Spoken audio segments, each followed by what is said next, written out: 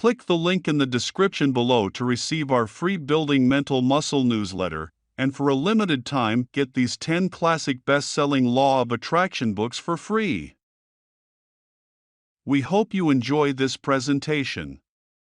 If so, please click the like button and click the subscribe button below to receive notification when we release new recordings.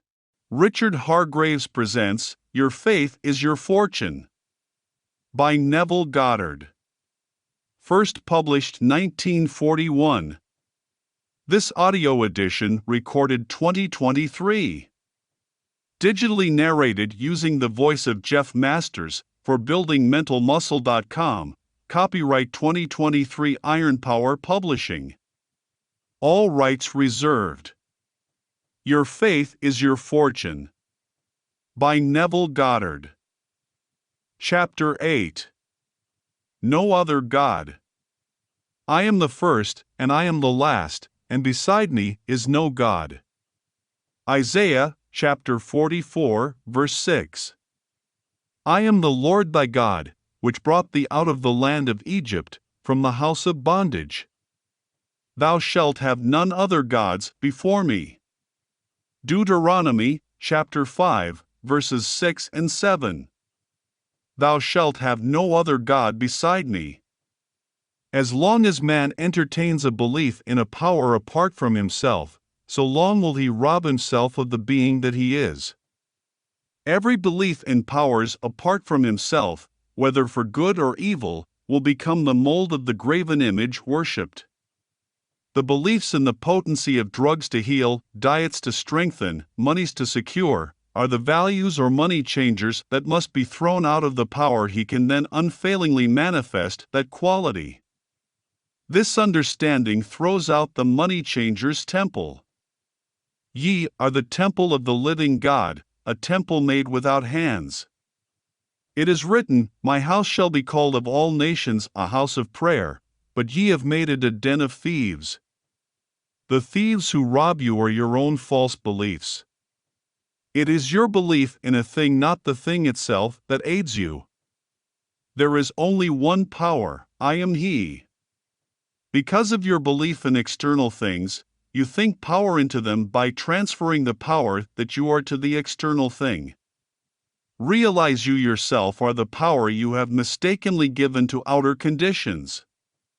The Bible compares the opinionated man to the camel who could not go through the needle's eye.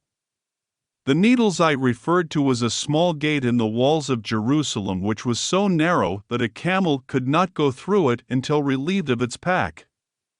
The rich man, that is the one burdened with false human concepts, cannot enter the kingdom of heaven until relieved of his burden any more than could the camel go through this small gate.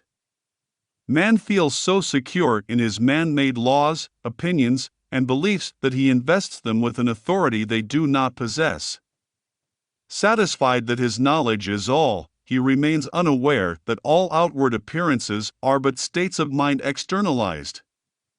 When he realizes that the consciousness of a quality externalizes that quality without the aid of any other or many values and establishes the one true value, his own consciousness. The Lord is in His holy temple. Consciousness dwells within that which it is conscious of being.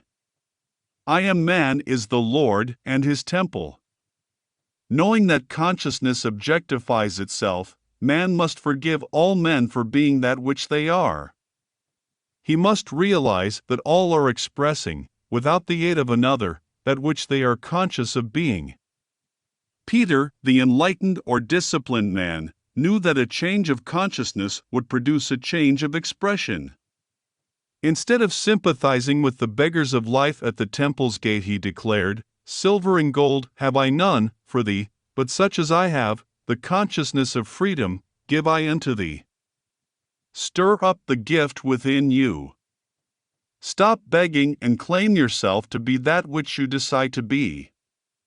Do this and you too will jump from your crippled world into the world of freedom, singing praises to the Lord, I am. Far greater is He that is in you than he that is in the world. This is the cry of everyone who finds his awareness of being to be God. Your recognition of this fact will automatically cleanse the temple, your consciousness, of the thieves and robbers, restoring to you that dominion over things which you lost the moment you forgot the command, "Thou shalt have no other God beside me." End of chapter. If you enjoyed listening to this recording, please click the like button and click the subscribe button below to receive notification when we release new recordings.